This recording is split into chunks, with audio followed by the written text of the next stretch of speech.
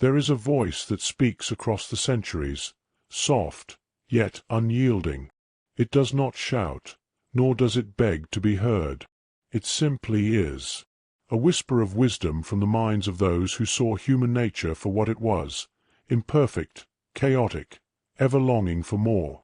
They left behind no promises of easy roads, no illusions of a painless life. Instead, they carved into history a different kind of gift, a way to endure, to rise, to remain unmoved by storms both external and within. But are you truly listening? Somewhere in the depths of your mind, you already know the truth. You already feel it, that the things you chase will never complete you. That fear is the greatest illusion. That power is not in control, but in discipline. The Stoics understood this long before the world even gave it a name. And today, their words, these unyielding words, are waiting for you to hear them. Imagine sitting before three men.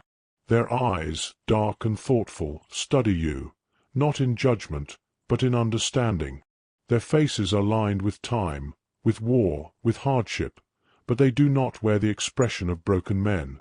One, a former slave, who turned chains into wisdom.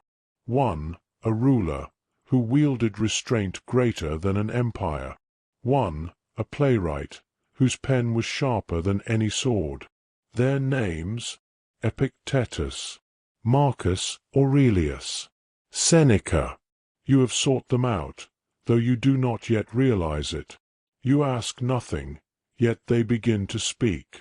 And their words are not meant to comfort you. They are meant to change you.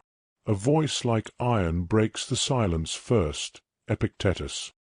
His words, shaped in the shadows of slavery, are not soft. They do not ask for your approval. You have power over your mind, not outside events. Realize this, and you will find strength. You hesitate. Could it really be that simple? But the former slave does not blink. His eyes pierce through your excuses, your distractions. It is not things that disturb you, but your judgment of them.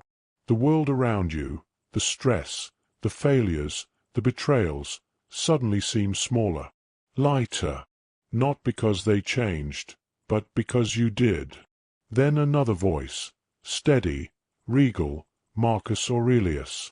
A ruler who carried the weight of Rome yet understood that true dominion lies not over land, but over oneself. You have power over your thoughts. Stop allowing them to rule you.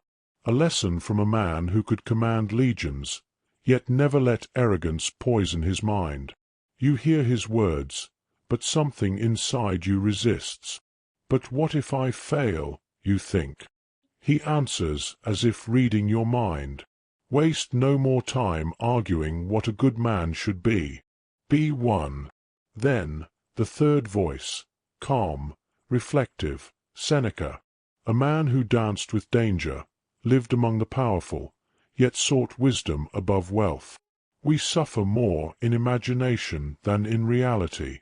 And suddenly, it strikes you, how many moments of your life have been spent fearing what never came to pass? How many nights stolen by ghosts of the future, by shadows of things that never were? His voice softens, but his words remain firm. Difficulties strengthen the mind, as labor does the body. You realize then, these men do not offer escape. They do not promise you a path free from hardship. They only offer you truth, the kind of truth that makes you uneasy, that forces you to confront yourself. Your mind resists. It wants comfort. It wants guarantees. But the three figures before you do not waver. They offer you no pity, only the realization that everything you need is already within you. Epictetus asks you to relinquish your illusion of control. Marcus Aurelius demands you act rather than overthink. Seneca shows you that fear is merely the work of your own mind. The weight of their words settles upon you, and for the first time you do not run from them. You rise. You do not need their permission. You do not need another moment to prepare. The choice has been before you all along, to remain as you are, ruled by chaos, by weakness, by the wrong kind of suffering, or to walk forward, not unscathed, but unshaken. The voices of the Stoics do not fade. They will remain, not as ancient echoes, but as part of you. You step away from the three figures, but they do not watch you go. They do not need to.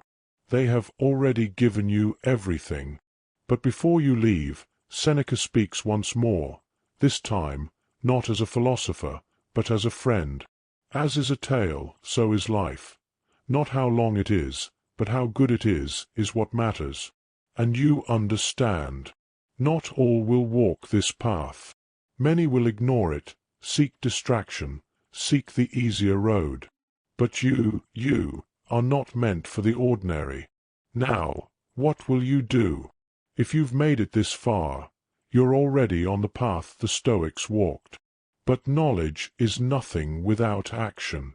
Leave a comment. What's one Stoic quote that changed your perspective? And if this resonated with you, share it.